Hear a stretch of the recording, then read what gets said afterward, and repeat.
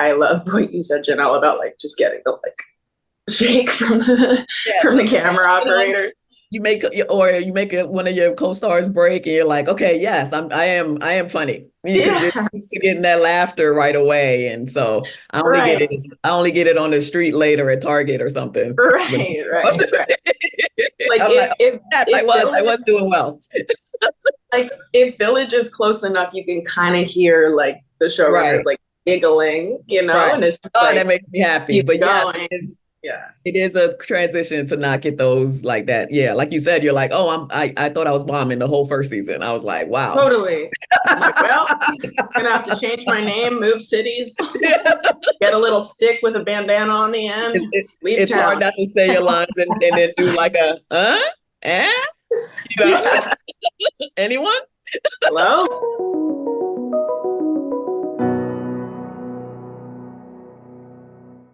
I'll warn you, I've got a couple of group questions on the list. So let's see how you do playing Zoom roulette here.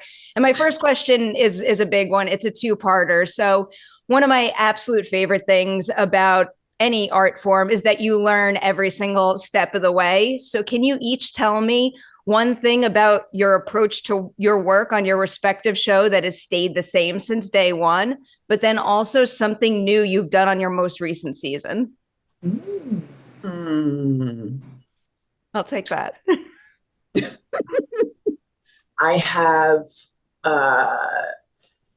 memorized, like, I look at the schedule and memorize like at least a week and a half in advance so that I can kind of just as a protective measure for like just how long the days are, so that I'm like, okay, all I have to worry about is like showing up and I don't have to come home from a 12-hour day and then like cram, you know what I mean? So like in our hiatuses, I really will like memorize as much as humanly possible, so that I started doing that from jump because I was so fearful of like not being so ready.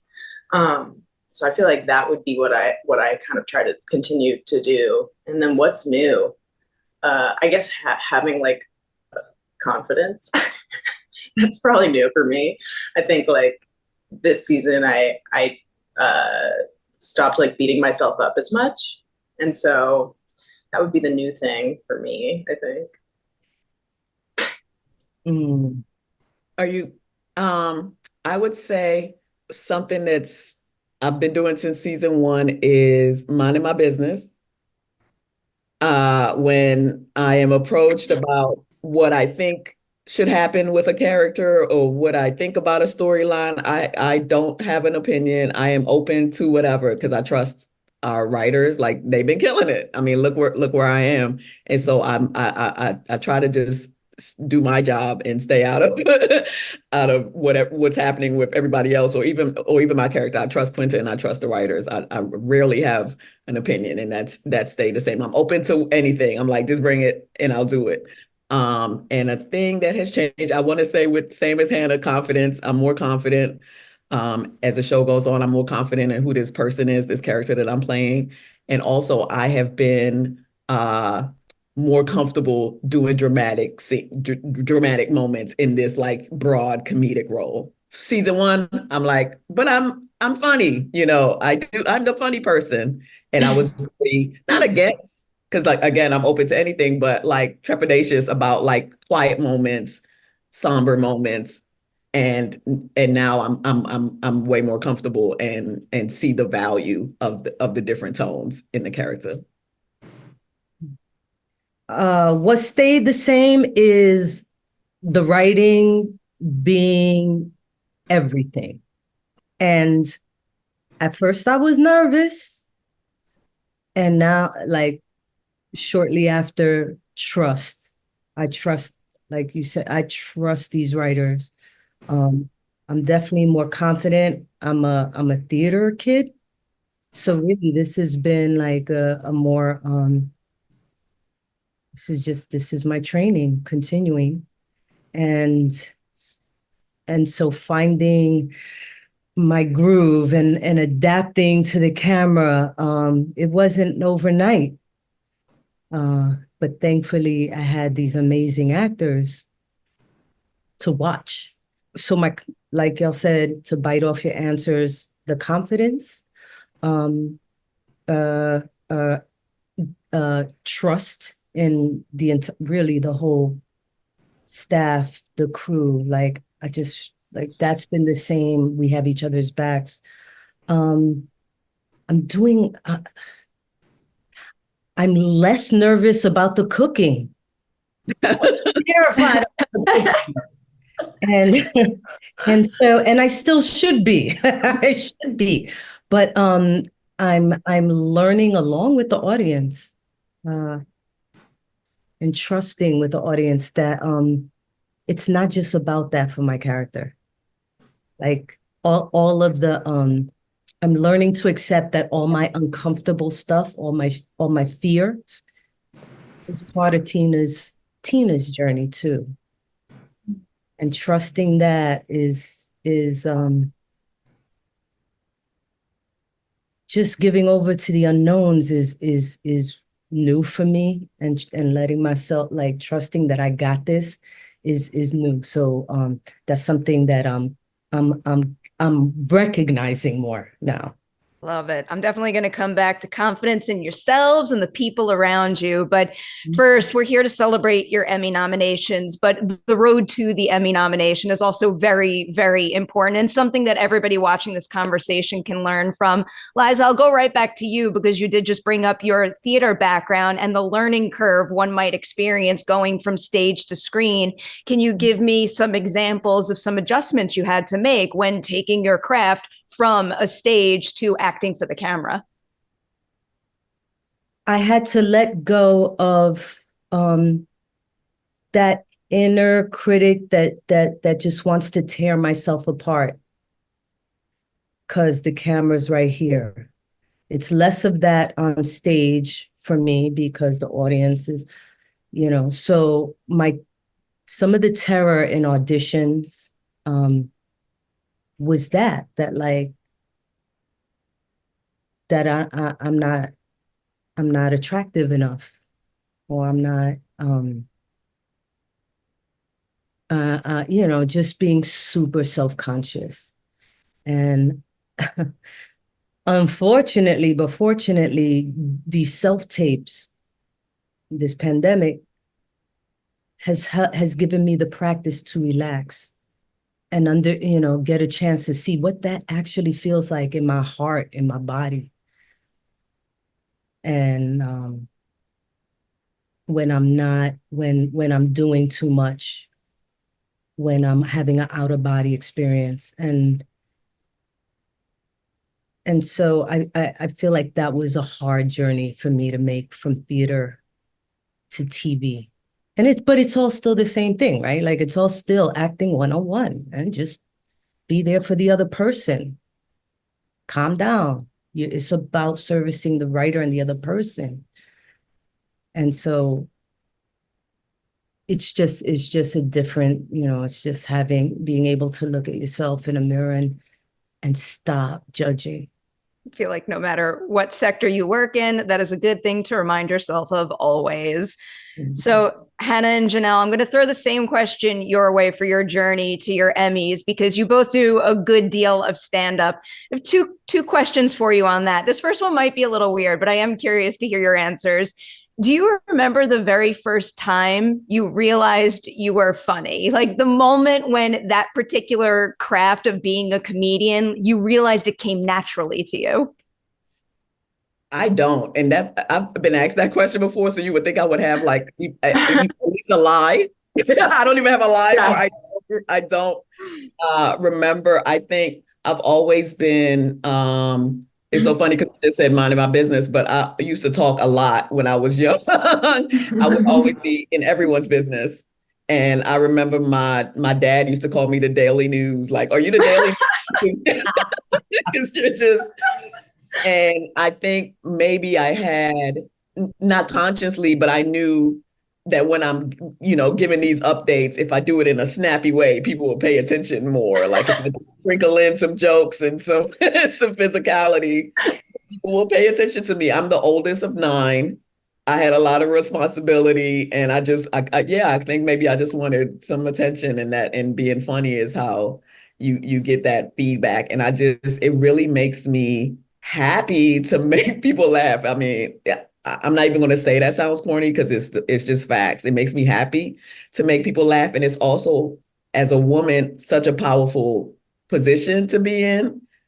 I'm basically, and I'm talking about stand up, and now on this show, the difference with being on a TV show is I don't get that instant feedback from an audience, but I enjoy making the cameraman wiggle. I see them laughing. I get that sometimes.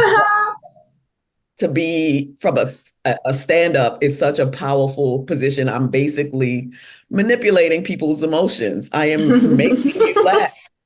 I'm making you laugh, and I'm also making, at least in my career, a lot of people, particularly men, who have never listened to a woman speak for longer than 5 minutes. I'm making you listen to me for an hour. It's such a powerful feeling, and that confidence. I got confident in stand up. Like, I feel like it's the ultimate gauntlet to run through for any art form.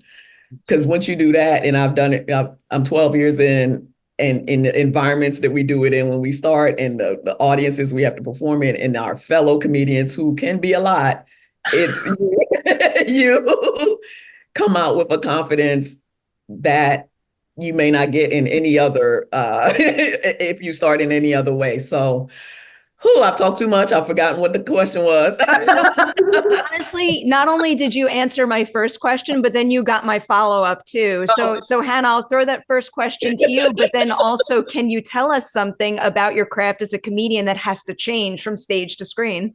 Well, I want to say I so identify with what you said, Janelle, and also Liza, because like like what we all share is that transition from stage to screen, and it is so foreign. Like season 1, I had no, like, the idea of this huge lens was so foreign, and also adjusting to, like you said, Janelle, like, you're not getting laughs live. They have who am I talking to?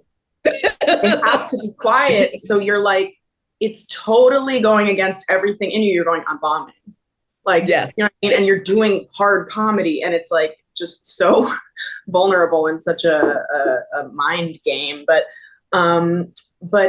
yeah, I mean, I think I think stand-up and acting have lent themselves to each other for me. I think my style as a comic is very theatrical in nature, and acting has helped me to commit more fully as a stage performer, actually, because, like, I found my confidence on stage as well. Like, when I first started doing stand-up, it was the only time I felt good, really, about myself, in my power, confident. Like, it really was like the first feeling of like, I'm good, and I can have value to other people and make them laugh. And so I think what has changed is that, as I have unraveled some of the mental illness, of course, that pushes someone to the stage, it has helped me to, like, really find that outside of that area, which of course, like, contributes to my ability to do both of these things, I think. I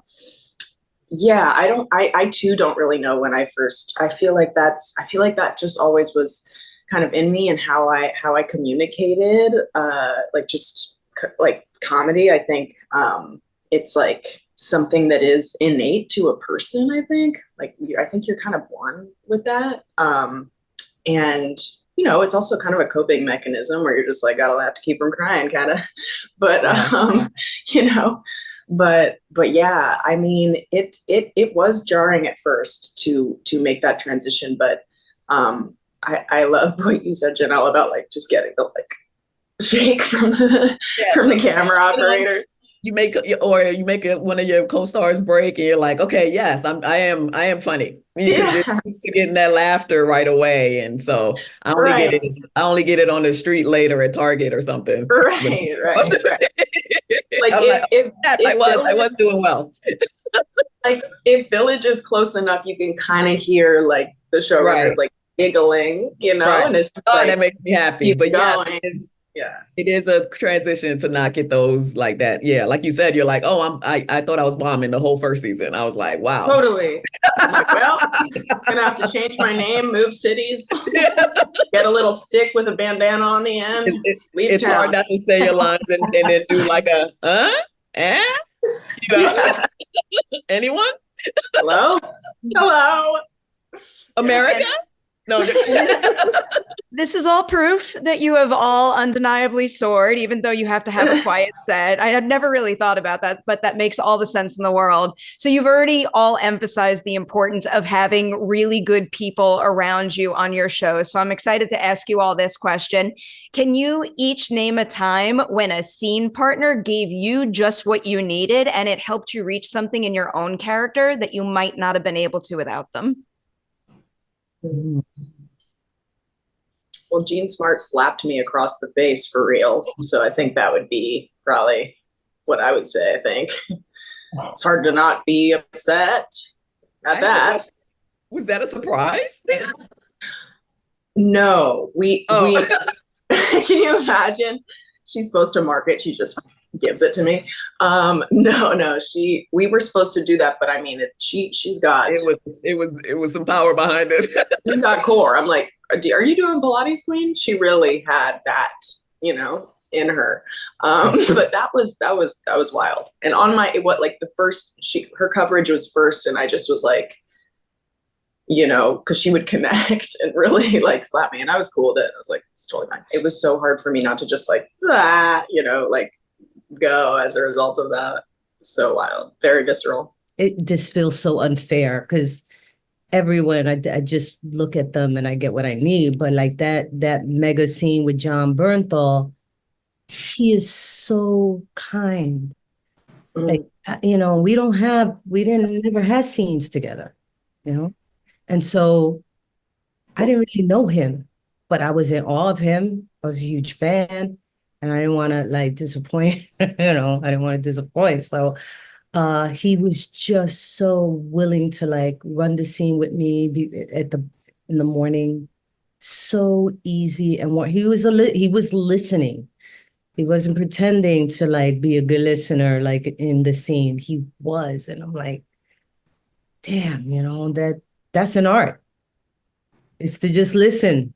Like to genuinely listen on camera and make the other person feel worthy of your time. And I guess that's what that moment made me feel like. Like I was worthy of the kindness and the blessing at the end of it. No spoilers, sorry. It's a beautiful example. Janelle, what about for you? I'm gonna probably take the easy way out. I'm part of like a true ensemble. And so I get to play with each person individually, and like each person gives me something different. I'm lucky enough to be on a show with two people who've been doing this for a long time, Tyler James Williams and Cheryl Lee Ralph.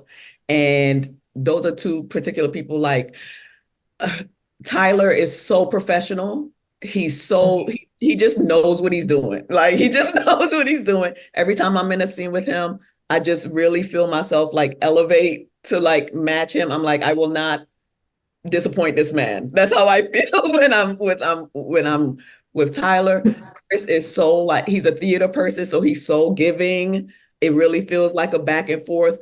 Quinta, I'm so comfortable with, so we improv all the time. I feel like I can be like, hey, can I say this? And she's like, yeah, and she's right behind me and we're riffing. I have that with her. Cheryl, her eyes are like sparkling. I'm like lost in the scene when I'm watching her, and I'm like, oh, let me absorb this gravitas and give it back to her. Like it's just everybody. It's so easy to play against these people because they're just like everyone is giving me something different, and it just lets me do all these different flavors. And also I'm new in the game and they don't treat me like I am. Mm-hmm. So that's also, they approach it as if they know I'm also going to meet them. They're not like, you know what I mean? Like as if they have to carry me through the scene. And so because of that, I elevate. I always feel like, yeah, I'm able to match these people because they also believe that I can. So, and that does, they don't have to be like that. They don't, everyone's not like that, so I appreciate it. Everyone's not like that, but they should be like that. Yeah, but all ships rise on a set. I feel lucky that all six of them, all of them, we're all there to bounce off of each other and make each other look good. So, yeah. I love that. All right. I have some specific questions for you. Janelle, you're first up on my list here.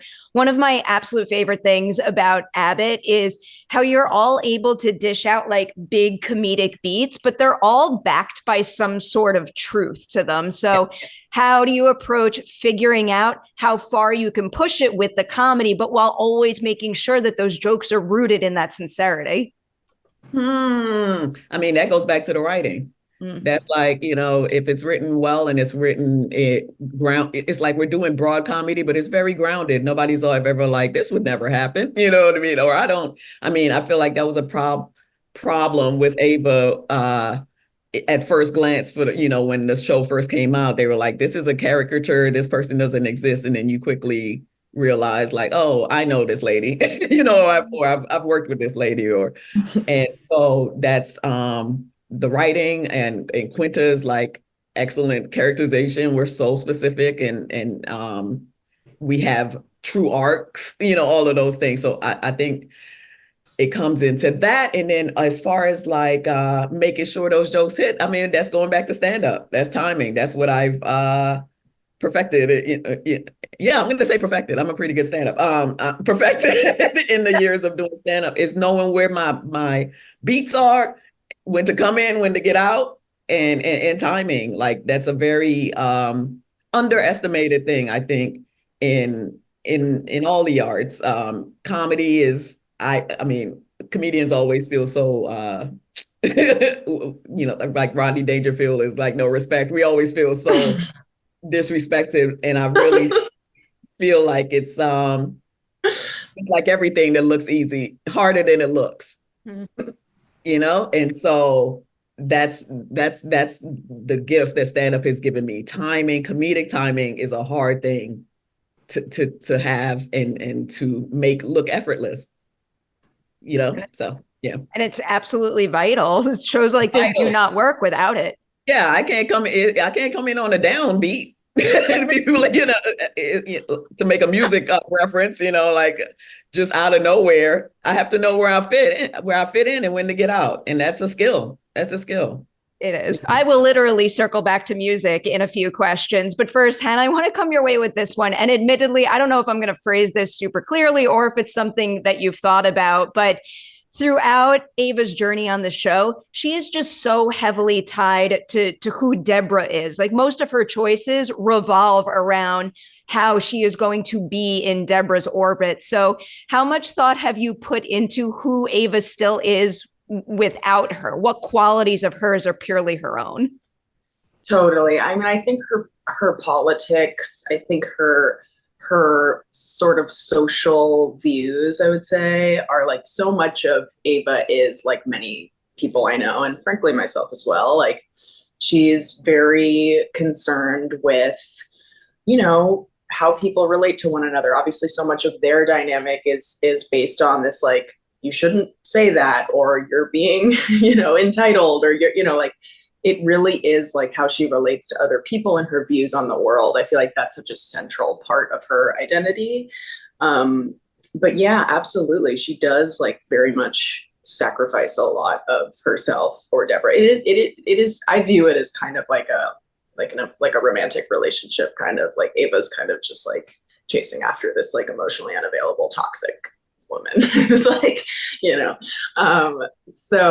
so yeah, I think it is mostly, her being like, I'm really into mycology, or, like her just like various, very like LA lefty queer, outlook on the world, One of my favorite things about the show is to track when those personal personality traits and values kick in and influence how she makes a choice in terms of how her career is going to evolve alongside Deborah. So the The fact that they're always in play and always changing keeps me on my toes. So you and me both. I like it quite a bit. All right, Liza, for you, I wanted to ask about the culinary school arc in season 2, because that really just like cracked your character wide open in a really big and beautiful way. I've got a big 2-part question about this. Is there a particular quality of Tina from season 1 that you kind of held tight to because maybe it paved the way to why she flourishes there? But then also, what's a new quality you found in her while she was learning in culinary school that's been really fun for you to play with since? The new quality, I think, is we see Tina just, giving over, kind of submitting in a way that we did not see in season 1. Very little. In fact, it was like the total opposite. Like, I'm gonna either break you, but you have to prove yourself to me. And now Tina has, I think, is like, it's proven, and I'm gonna go outside of my comfort zone because I have so much respect for you. I think she learned that with I think just watching Io's character not give up, be patient, trust herself. And now I'm willing to like go outside of my comfort zone. And the culinary experience, sure. I mean, it's training. It's a profession.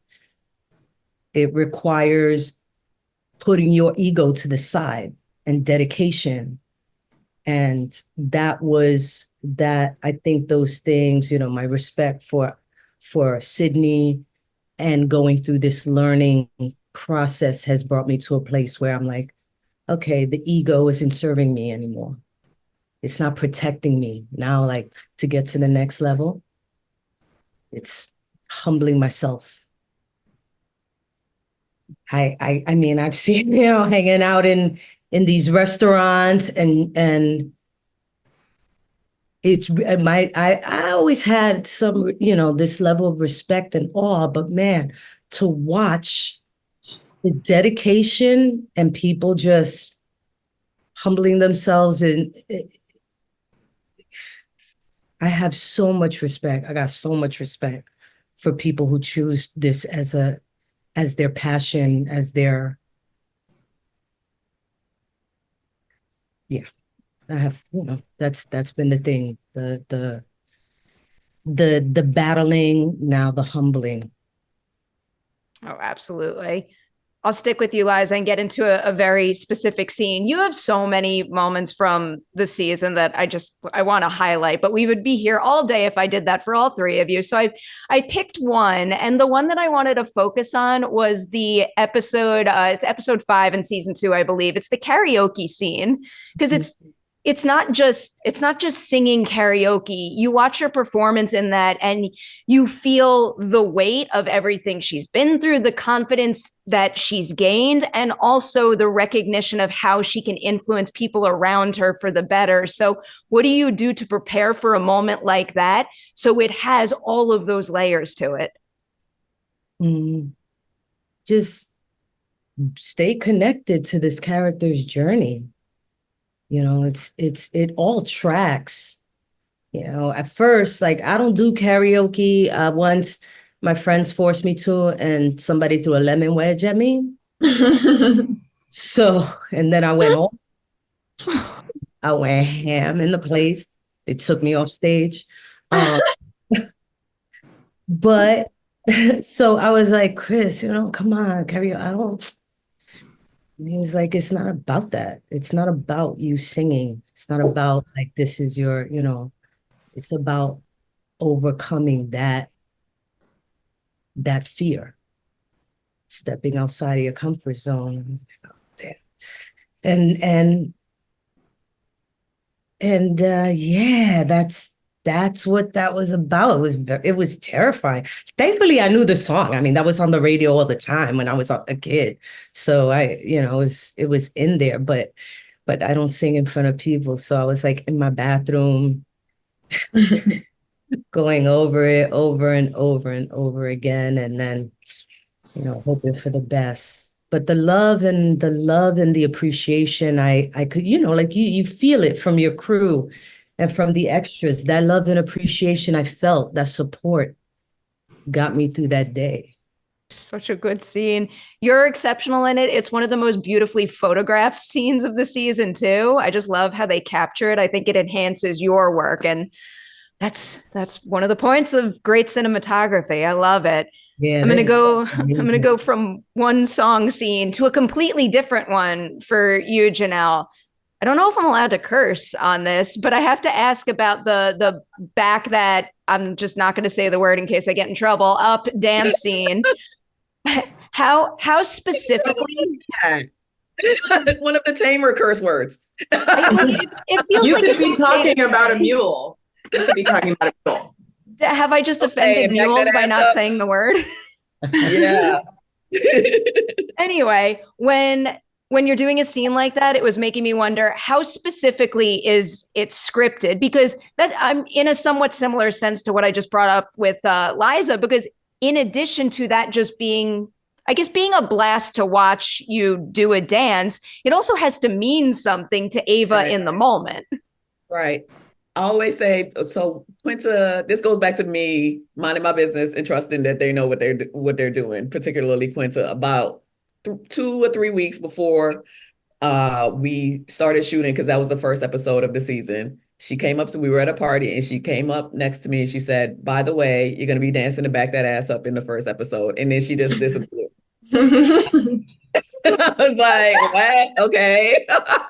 But I know with Quinta, it's never just, you're just dancing to back that ass up and for no reason. Like it's not just some little moment in the show. And so when we got the script, it wasn't scripted like how I would dance, how it's going to look, none of those things. But because of the build up of, oh, Ava is a new person, and then this is what converts her back into her old self, I knew what it was. And then Quinta, again, being a genius, that song means so much to Black women. Like I didn't need to be told why this is happening. Like I totally got it.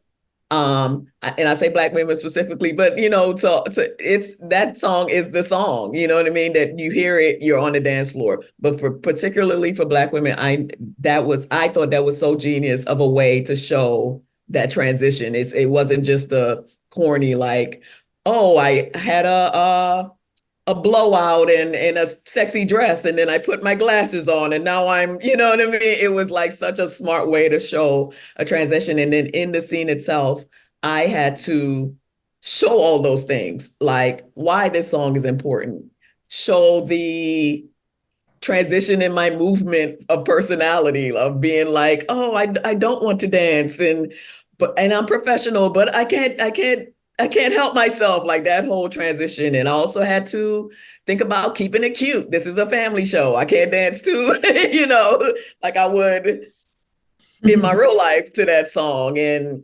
also keeping it in your face of, oh, I can't look like this is the 8th time I'm doing this, because it is. And I can't be sweaty, and and I'm in this room and there's a spotlight. I had no idea what the scene was gonna look like. I had no idea I would be in this gym with this spotlight on me, and our crew is like, I thought you were talking about Liza's scene. I thought that scene, how they shot it, was so cinematic. I loved it. The circling. I had no idea all of those things was happening. I was just trying to convey through dance this change in personality in this woman. And I'm so grateful that she trusted me to know what that would look like and what she was trying to say. And I just really thought that was such a smart way and funny to do that. Like, so yeah, that's one of my like moments in life for me. And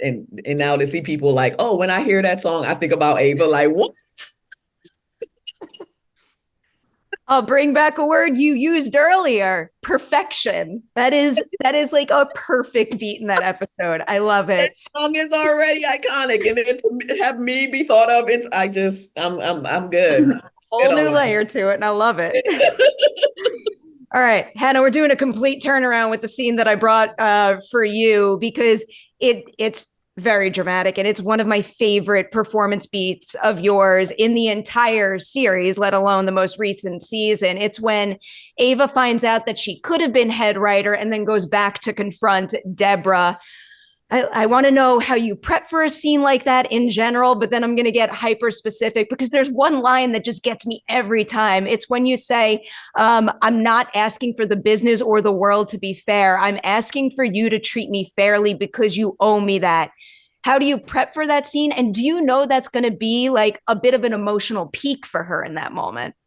Oh my God, totally. I mean, like, I think all of us have been echoing this sentiment, but like, we all benefit from the best writing in our industry, you know, like that scene is so impossible to read without absolutely breaking down. Like in the table read, in my memorization of it, in the blocking before we shot, like it is something that I cannot read or access without just like being so torn up. So, I mean, the preparation was just trying not to, I can't even tell you how many times that shit has made me has destroyed me and made me cry. Like, I think I had a fear of like, oh my God, like, am I crying too often in the memorization of the material that I won't be able to on the day? It's not, not the case. It definitely, you know, I have to just give it up to the writing and you know, the not only of that scene, but the whole show and my obviously closeness to the character up until that point. It felt like this culmination. Like I said, she slapped Ava, she fired her, there has been so much tormenting and abuse, and there's been really amazing things too, but like, you know, it felt like that scene was so directly saying all of the things that Ava has felt from absolute day one. So in terms of my preparation, I just, to quote the great Sandra Hewler, I learned the lines. You know what I mean?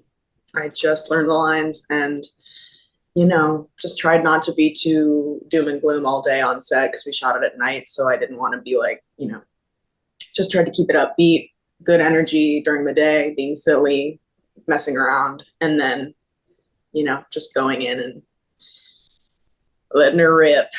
You do big time. I feel like one of my favorite things is when a moment stays as powerful on rewatches. I feel like that's when you know that's a next level performance beat, when it sparks the same amount of feeling every time you watch it. And it does. Thank you. Thanks, Perri.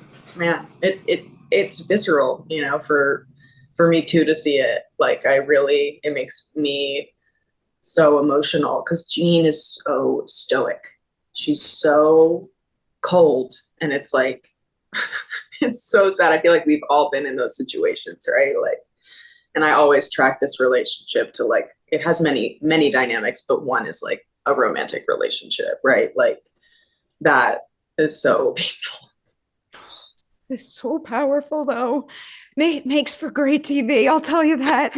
Yeah. Oh, all right, we're kind of like rounding third and coming home at this point. And I did want to make sure to squeeze in this question. It is a very big question, but I'm always interested in hearing about the relationship between artist and award, because I know that's not what you do it for, but getting something like an Emmy nomination does really mean something, and that should be recognized. So for each of you at this point in your careers, at this point in your journeys with these particular shows, like, what does this nomination mean to you? Whether it's something like personal validation, the general thrill of it, or maybe the story in particular being recognized. I will say I never really paid attention to this side of the business before I got into the show. I guess for stand-ups, you'd want your Peabody or your Mark Twain award or something like that. And then the first season, and I'm aware that shows don't usually take off like this, the way our show took off, I couldn't even process that I was nominated for anything or sitting in the audience. We're gonna wrap, and I'll be 60 in a chair before I can like process the whole first and second season. This has been a whirlwind, as they say. And then now going into our fourth season and then being nominated a third time, I really just feel like, yeah, I did it. Like, this is a first where I'm really acknowledging it for myself. Like, happy each time. Happy, my mother is bursting. That's all I want. My mom is proud of me. That's amazing. But this is the first time I'm taking it in. I think, speaking for myself, I'm proud because I don't really do Hollywood things. I'm not out and about. I have no idea of what the process is. I know we're supposed to be, I know this is part of it here, like campaigning for ourselves and all of those. I have no concept of what any of that is. And I wasn't doing those things. And then I'm still being acknowledged. It makes me feel like, yeah, I am being undeniable. And that's important for me. And I don't, sometimes it's, people want you to be humble, and I feel like I can be humble and still acknowledge the work that I'm doing. And that's what especially this one does for me. Like, oh, wow, I'm just really good at my job. And that's what I do. That's what I like. And so, yeah, I'm psyched this year. And our category is so stacked. I know Meryl is busy, but I was just for a second, I thought she'd be here, but Carol Burnett is like next to my name. I am psyched.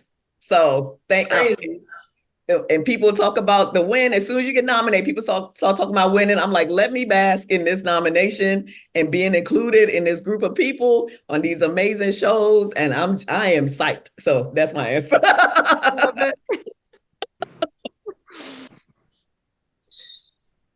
This is so epic. Like, never in my most wildest, trippy, acid days could I have imagined this with these artists. Forget, I can't. I'm still in shock. Yes, it goes from shock to like, you earned it. Yeah, you earned it. It's not about dismissing whether I earned it or not. It's like, this is an epic situation to have my face next to your faces. I watch you both in awe. And come on, Carol Burnett raised me on Saturday night. I can't believe it. Crazy. It's outstanding. So I feel like a few things, like I feel like this is the greatest gift I could give to my family who has always believed in me. Like, it doesn't matter whether I win, I'm there. I've gotten here. And it's never been for me like me thinking, oh, I'm gonna start getting ready to snatch something. Never.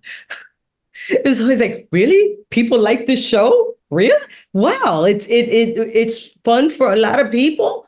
I thought we were just wilding and having laughs and, it looks stressful and whatever, but we are laughing hysterically. As soon as they say cut, we're laughing.